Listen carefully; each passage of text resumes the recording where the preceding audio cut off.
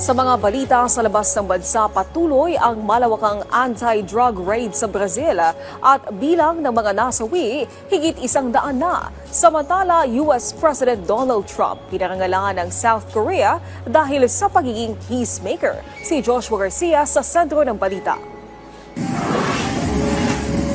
Patuloy na binabayo ng Hurricane Melissa ang Caribbean matapos itong tumama sa Jamaica bilang Category 5 storm, ang sinasabing pinakamalakas na bagyong tumama sa naturang bansa.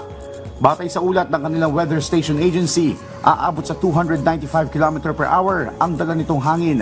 Kaya naman libo-libong bahay ang nasira at nasa 25 na ang nasawi sa Haiti dahil sa malawakang pagbaha.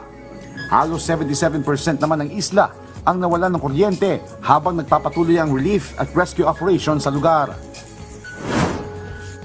Sa Brazil, umabot na sa mahigit 120 ang patay sa malawakang anti-drug raid sa Rio de Janeiro. Target ng operasyon ang sindikatong Comando Vermelho, ngunit inulan ng batikos ang mga otoridad dahil sa umano'y paggamit ng sobrang puwersa at posibleng human rights violations. Mariing itinanggi ito ng mga otoridad at sinabing bahagi lamang ito ng kampanya kontra droga sa mga favelas.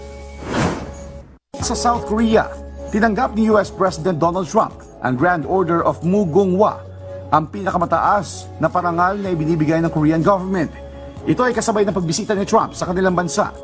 Kabilang sa iginawad kay Trump ay Golden Crown at necklace bilang pagkilala sa role ni Trump sa pagsusulong ng kapayapaan sa Korean Peninsula.